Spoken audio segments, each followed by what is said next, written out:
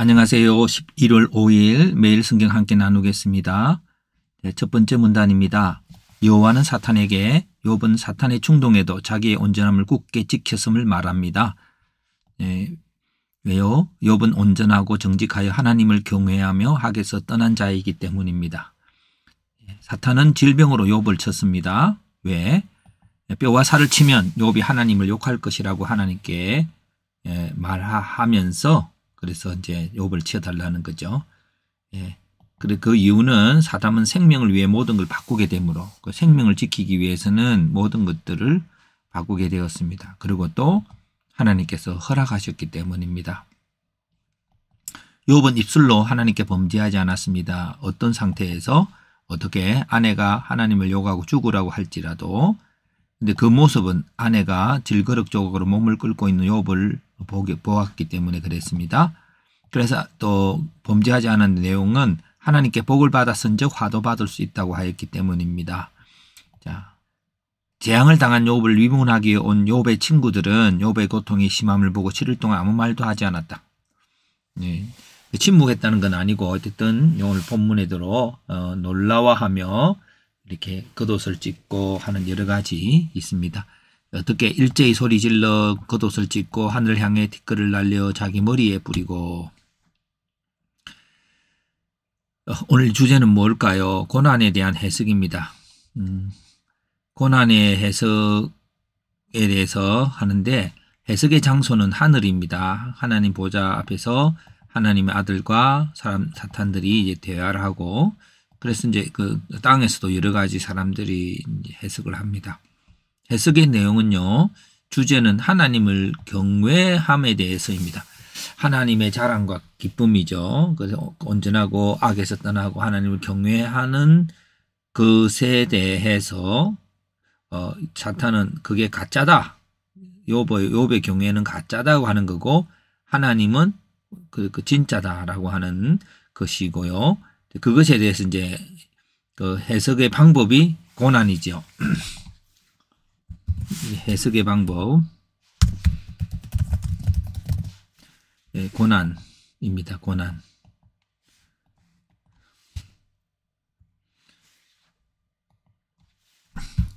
고난인데 고난의 종류는 질병도 그렇고 아내가 버리는 그 가장 가까운 사람에 대한 거고 친구의 반응.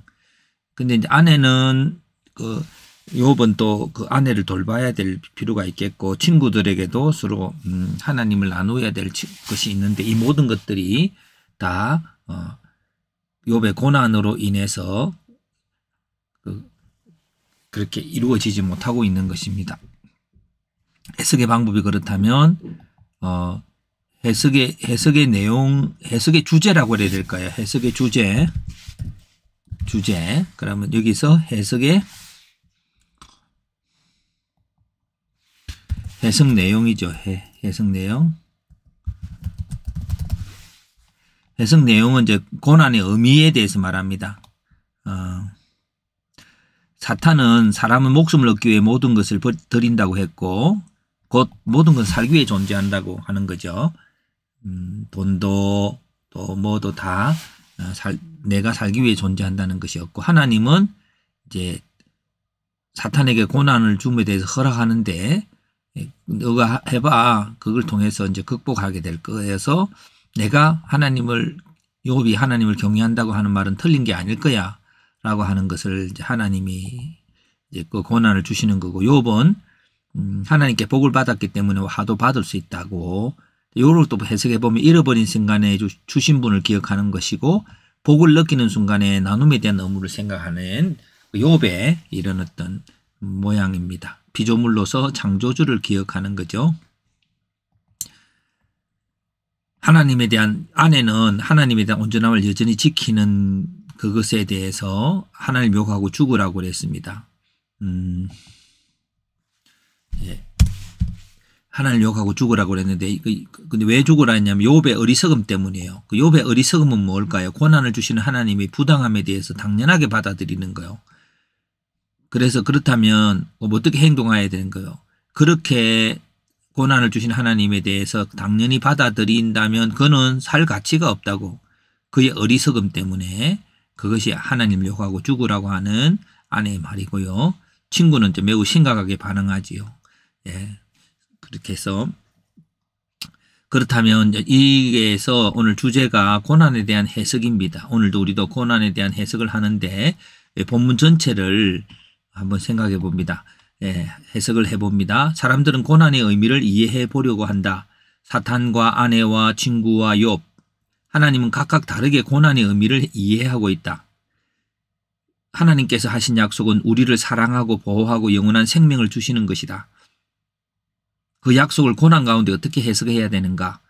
하나님을 온전히 믿는 믿음으로 이어가는 고난은 부활의 영광으로 이어진다. 하나님의 약속과 신실함은 오직 믿음으로만 해석될 수 있고 그 믿음에 의해서 부활의 능력이 주어진다. 우리 기억합니다. 예수님께서 네가 나를 믿느냐? 내 믿음대로 되라고 했던 것처럼 오늘 우리들에게 있어서 고난 가운데 하나님의 약속을 믿는 그 믿음이 이제 부활의 믿음이죠. 부활의 믿음이 증거되는 것이죠. 그래서 이제 이런 십자가와 부활에 이어지는 우리의 믿음의 삶을 욥은 걸어가고 있습니다. 이렇게 질문을 해봅니다. 하나님 우리 삶을 축복해야 될 의무가 있는가 할 때에 하나님은 그의 약속대로 축복하려고 하시죠. 다만 그 축복은 나의 믿음을 증거로 임하게 되는 거고 그 믿음은 고난의 순간에 증거되어야 되는 거죠. 그래서 하나님의 부활의 능력, 약속들이 언제나 믿음으로 표현되어질 수 있는 장은 고난의 시간에 비로소 그 믿음이 드러나게 되는 거죠. 그래서 오늘 이렇게 적용해 보겠습니다.